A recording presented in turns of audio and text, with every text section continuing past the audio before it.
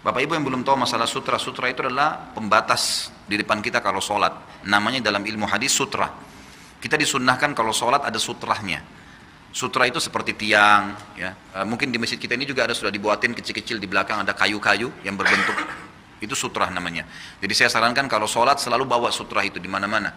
Kalau tidak ada, kita bawa tas atau sesuatu tanda, diberikanlah tanda di depan kita sholat. Karena sutra ini penting, gitu kan? Bahkan ada hadis yang dihasankan oleh Syekh Albani rahimahullah, tidak ada sholat kecuali dengan sutra, gitu kan? Jadi semestinya memang kita harus memiliki sutra, ya harusnya ada.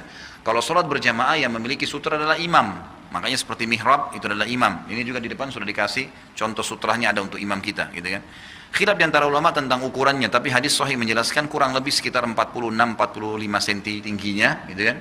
Itu dianjurkan. Lebih tinggi daripada itu nggak apa-apa, tiang. Kalau di kamar tidur kita mungkin ranjang, lemari, niatkan jadi sutra. Kata Nabi SAW, saking pentingnya sutra ini, kalau kalian sedang sholat dan ada hewan yang akan lewat memotong sutra kalian, sutra itu antara kita dengan tempat tadi, tiang itu.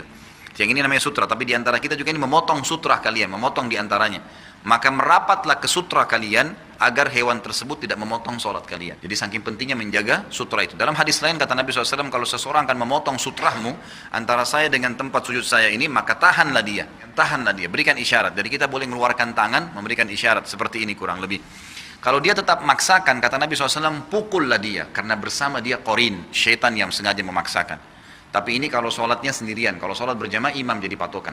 Jadi kalau misal di saf pertama di ujung sana masih ada kosong dan ini sudah 5 saf, kita lihat ternyata ada celah kosong, ya lagi sholat berjamaah, kita boleh lewatin makmum-makmum untuk pamit lewat untuk masuk ke saf yang kosong itu.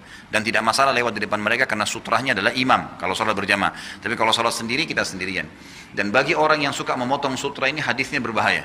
Kata Nabi SAW, kalau seandainya seseorang tahu beratnya dosa yang Allah hukumkan kepada orang yang memotong sutra sholat seseorang, gitu kan, maka dia lebih baik menunggu selama 40 tahun daripada dia memotongnya. Jadi saking beratnya gitu ya, ini ibarat dari Nabi SAW.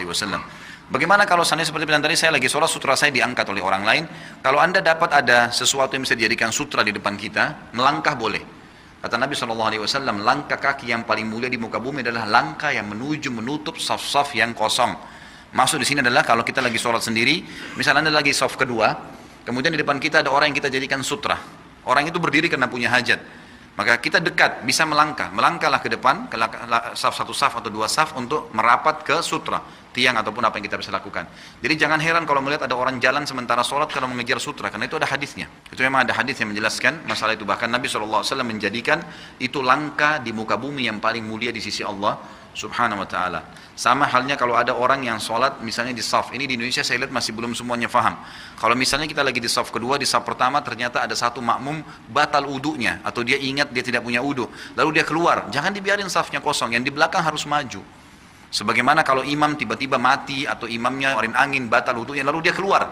Karena tidak boleh imam juga dalam kondisi batal wudu lanjutin sholat, gitu kan? Dia keluar, maka yang di belakang imam menggantikan dia. Seperti kasus Umar bin Khattab radhiyallahu anhu pada saat ditusuk oleh Abu Lu'lu', maka beliau jatuh tersungkur. Abu Musa al-Asy'ari maju langsung menggantikannya menjadi imam.